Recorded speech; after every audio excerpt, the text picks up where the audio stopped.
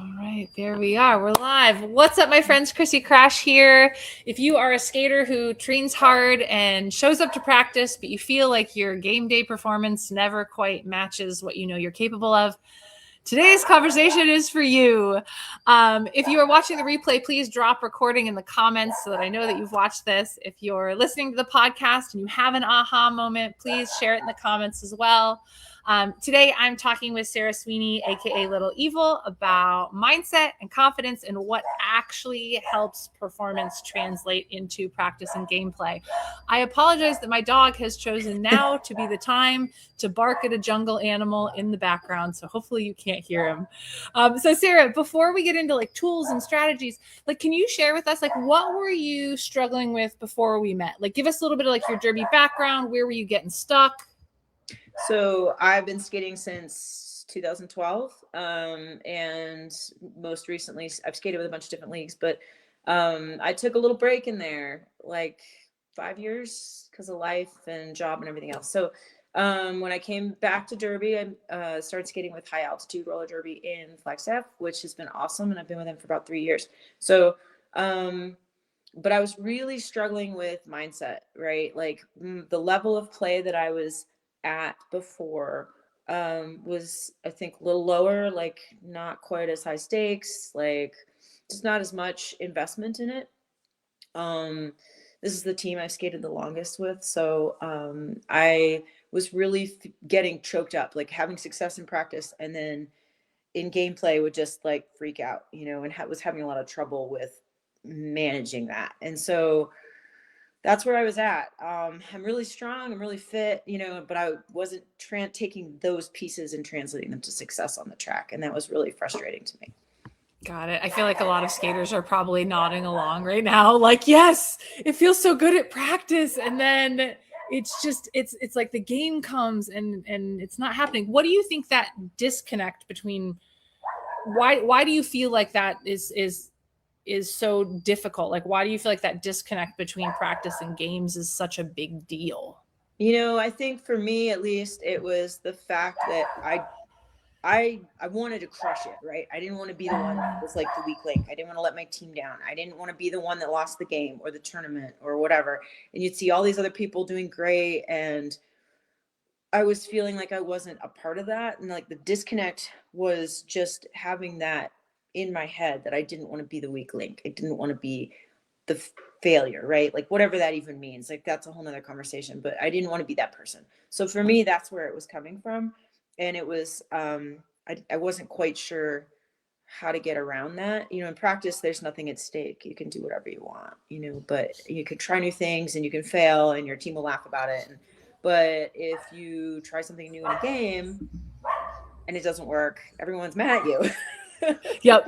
And it's like you so badly want to be that contributing member, that person that during the game, people are like, yes, this person's in my pack. I can trust them. I know it. And you felt like at practice, people could trust you, but in a game, it wasn't translating the same way. It wasn't translating. And everybody wants to be that player. This is your whole thing, right? Be the MVP, get that MVP, get the MVJ, like score the points, be the person that people can rely on the track. And I was really stuck in feeling that I wasn't that person. And a lot of that's projection. I'm fully aware of that. Like sure.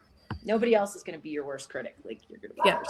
So. But like, that's the thing, is whether you're crushing it or not crushing it, if you don't feel like you're crushing it, it sucks. It really sucks. It really sucks. Yeah. And so then how did we meet?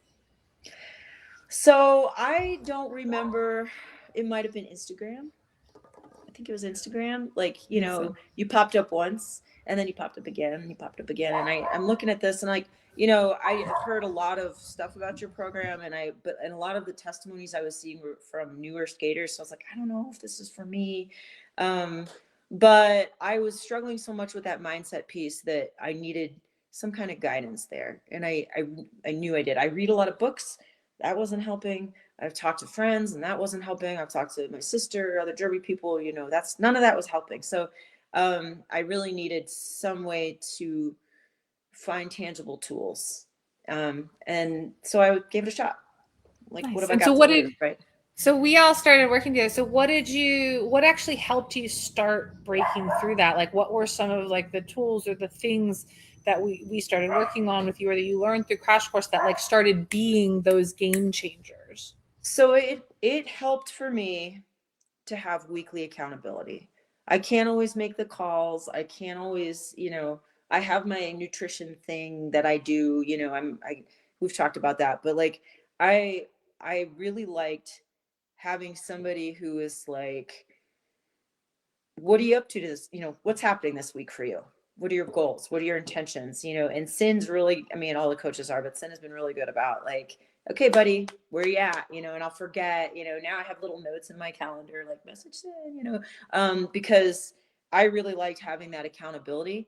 And I also really liked having somebody I could send footage to who would objectively review it with a critical eye and say, this is what I see you doing. This is a pattern for you, or why don't you try this, or you're doing this and that's working. Like, keep that up, because you know how hard it is to do that for yourself. You can watch your own game footage all day long and be like, ooh, eek, and it really helps to have somebody objectively give me feedback, because I wasn't getting it from my team. And it's not their fault. They're working on their own things.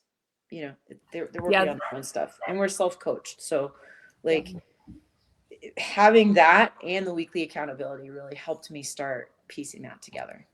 Yeah, I think there's something to be said about someone whose literal job it is to critique you playing roller derby Yep. versus like, hey, coach or teammate, like between the 9,000 other things that you're doing, could you please review my footage Yep.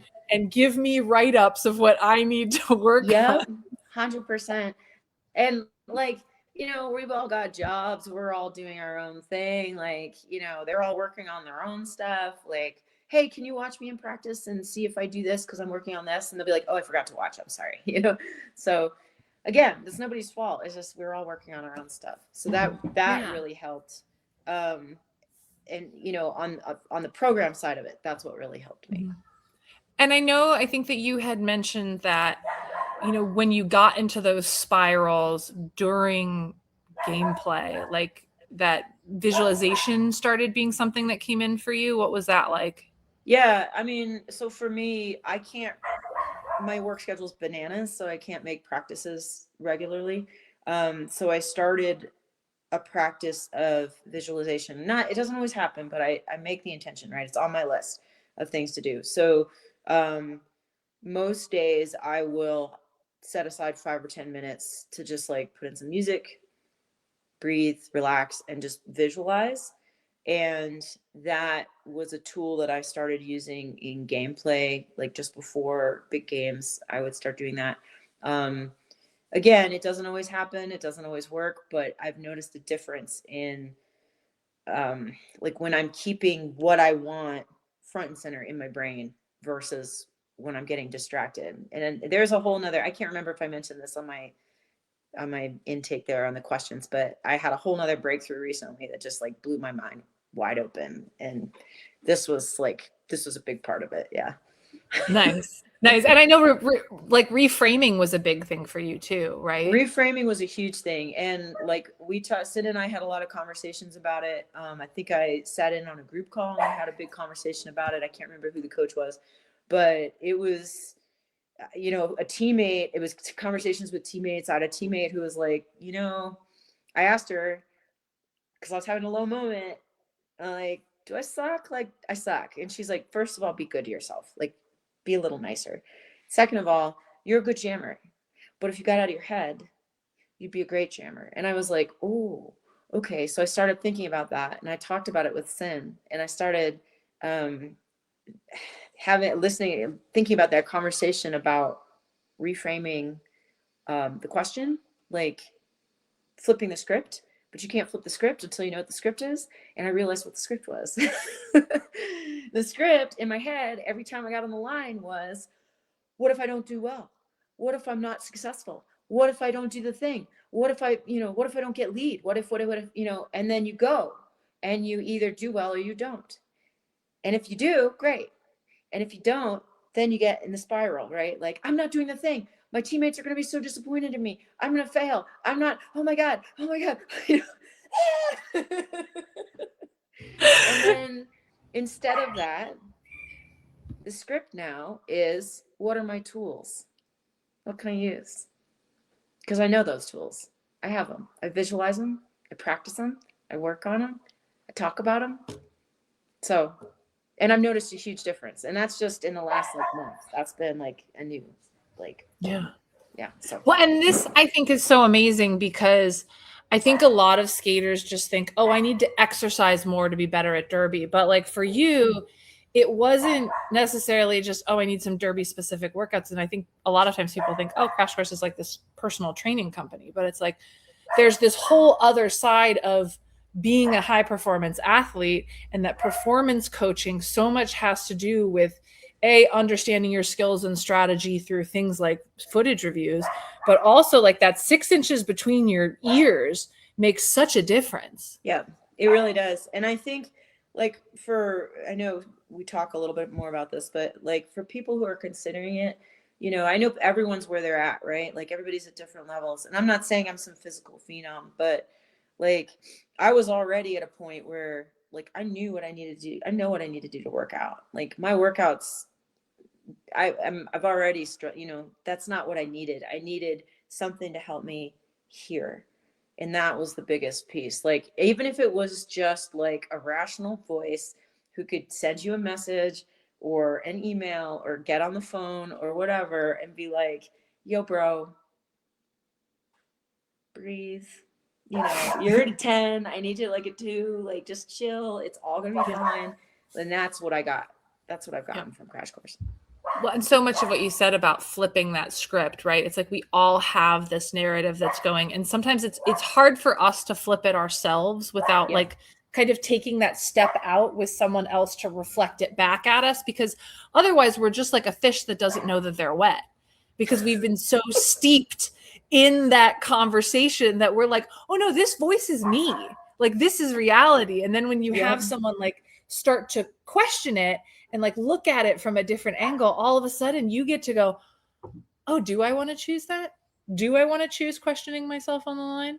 Yep. Maybe I don't want to do that. And then on the other side of that, all of a sudden is you showing up so strong inside of those games. Yeah. And it's all a choice, right? It's all a choice.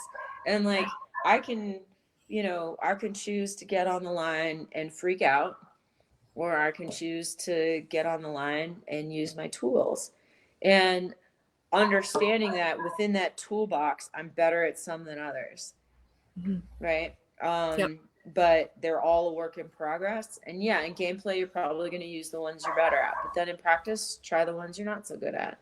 And that's something else I've gotten better at, like recognizing where I'm at in my toolbox utilization, usage, whatever.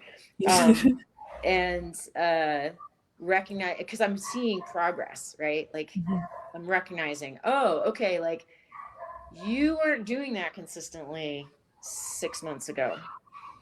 Whatever it is, the bean dip to the outside or the juke or whatever, like I'm like, these are things that I've been deliberately working on and I'm seeing improvement. So yeah, when you put in that focused effort versus just, oh, I'm just going to try harder to be better. Like that generic try harder to be better, it like doesn't get you anywhere. It's like, okay, this is specifically what I'm working on. Or being able to, like you said, talk to Sin, go, Sin, watch this footage. I'm trying to work more on getting off the line faster or getting around the outside faster. And then all of a sudden she's like, okay, well, you're putting your toe stop here and you should actually be on your edges over here. Yep. And then she's so good about that. Like, hey, you do a lot of work on your toe stops, which is great because you didn't, and now you are, but now use more edges, like work on that a little more. I'm like, okay, cool. The other place where it was helpful was with those weekly intentions. Because then she'd ask leading questions like, okay, I know you said you're going to try to get to 2 practices a week. That's great. I love that for you. But why don't we try focusing, like, what are you going to focus on in that practice time? Because these are the 2 practices that you have for maybe the next 2 weeks because you got to go to work next week. So, what's your focus, right? Like, what are you going to like really dial in on in that practice time that you have? Or, okay, so you're nervous about tryouts. Like, have you allowed yourself to go down that thought experiment, that rabbit hole of like, what if I don't make the tryouts? What's going to happen? You know, or what if I don't make the team? What's going to happen? I'm like, no, I can't go there right now. It's not helpful for me. And she's like, okay, we won't go there. You know? Right. Just so you know, on the other side of it is not, you dying. Like, you'll be okay. Right. Yeah. I'm not going to perish. Like, there are other teams to skate with. Like, it's fine. It's fine. So what would you say to skaters that are listening to this that are maybe feeling stuck or feeling like how they play at practice is not how they play in the game? I would say, and this is easier said than done, because it's like watching footage of really good players that you admire and being like, okay, I'll just skate like that. You know, it doesn't work that way, right? Like, okay, I'll just be Lauren Much in the next game. No big deal. You know, like I would say, try to identify the monologue, right? Like, what are you telling yourself? Because our brains are so powerful that, I mean, I'm not going to say it's going to work for everybody, but it was such a, sounds so dumb, but it blew my brain so wide open. Like when I identified what I was telling myself and then what I needed to tell myself instead, right? Like, okay, you want to eat better. All right, well, instead of the chips, what are you going to eat? Here's an apple, or here's a carrot, or whatever it is that you're going to sub in, or eat the freaking chips. Who cares? You know, but like, what are you going to sub for that thought? And you really have how are to you going to identify that. how are you going to exchange it versus like, oh, don't do this thing, whether it's on the track or in life, versus like, what are you going to do instead of? Because the universe abhors a vacuum. Like, we can't just like create negative space. Something is going to come in. Yeah. So if we can intentionally decide what's coming in, then all of a sudden we control our output on the track, or we control what we put in our body, or any of that. Yeah, 100%. Like, that's the key, because if you just say, I'm not going to do this anymore, that's a negative thing, right? Or don't do this, or, oh, I did that again. Like, God darn it. You know, like, I'm really trying not to swear. Be proud of me. But like, you know, if you're just telling yourself, don't do that, that's a negative reinforcement. If you say, instead of this, I will do this, instead of, I'm going to freak out if I don't get success, if I don't get lead, if I don't, whatever your success metric is, if I don't block that jammer or whatever, if instead of saying, I'm going to freak out if I don't do that, I say, I'm going to use my tools, that is a positive statement and a positive affirmation. And there's a lot of power in that. Yep. It's like a little kid on a bicycle. You know, it's like if the little kid is like looking at the ditch, the little kid is for sure going to drive the bike right into the ditch.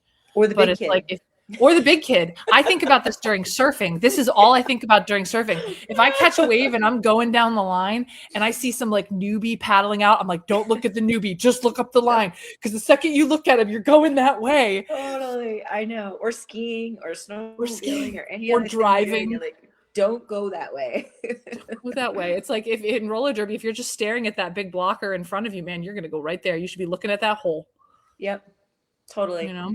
And I'm, noticed it. So I don't block that much. I'm not that great at it. So I tend to avoid it, but I'm trying to get better at it. You know what I mean? Nice. Because it's a weakness. So I've noticed, I mean, my team members might say differently, but like, at least in practice, I've noticed, other things happening, right? Like quicker response times and like more productive responses as part of this like new mindset, instead of just like, okay, I passed the panty and now I'm just like a body out here on the track looking stupid. Yeah. Oh, there she goes. Bye. Bye. My job here is done. But now you're flipping the switch and it's like panty pass, new job. Yeah. And I'm still working. How's that been for you? Like, how's that been for you being like, okay, I'm going to take on this new role? How are you feeling about that? It's scary. I don't like it. But I mean, and that's just me being honest. Like there's so many things going on when you're blocking. It's like really, it's confusing for me. I'm a jammer. I have one job, you know? Like, yeah. But I like that it's challenging me. Not that I'm not challenged as a jammer, but that is a different pattern that I have to put my brain into.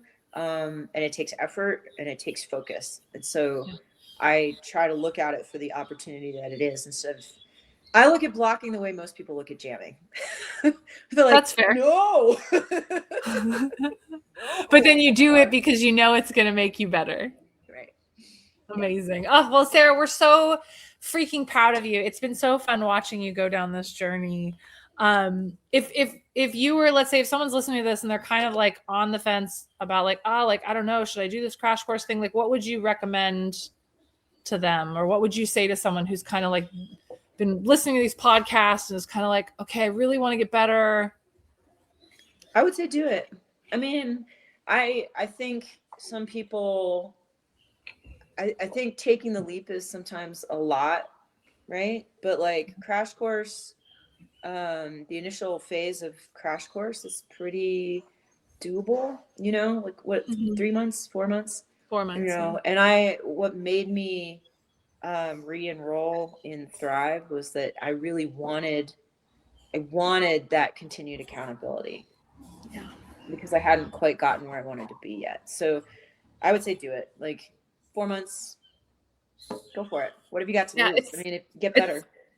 It's amazing what you can accomplish in 16 weeks. It's crazy. It goes so fast, but then when you lean in like that, all of a sudden you're like, damn, look at what I did. That was awesome. So for those of you guys that don't know, so KCAT, Crash Course and Transformation, is 16 weeks long. And then Sarah mentioned Thrive. Thrive is a 1-year program after Crash Course. And Crash Course, we're focusing on habits, like doing the things long enough that you start to get them right. And then Thrive is about like that athlete lifestyle, like doing the things long enough that you can't imagine getting them wrong. So like honing that stuff on the track until it's just like such a part of who you are. And it's just so exciting to see you do that. We're so proud of you. I can't wait to have you on again just to continue to share this journey. It's been really cool. So thank you for taking this time. I know this is really helpful for a lot of skaters to just hear like that other people are in it and that they've also gotten through it and gone past it. And like, so if you're listening to this, like using these tools, using the reframing, using the noticing what your scripts are, right? Creating that visualization for yourself. Like it's so important to understand that derby isn't just about what happens on your feet, but it's what's happening in the 6 inches between your brain. So if you're a skater who knows that you're capable of more and you really feel like you're kind of stuck in your own head, this is your sign, right? Maybe it's time to get some outside help with this. So if you want some help rewriting that script and really getting the support that you need, I will drop a link down below in the show notes. You can click it. There's a video to watch that tells you a little bit about the program. If it feels like a vibe, you're more than welcome to apply for the program. In that application, you'll do a quick 10-minute strategy call. We'll figure out if it feels like a good fit. If it does, we'll do an application call, and then we'll move forward and kick ass together because life is a contact sport, right? We're just here to train you how to win. So Sarah, thank you so much for taking this time. It's been so cool. And I just can't wait to continue to celebrate you along your way. Awesome. Have a great day. Thanks, guys.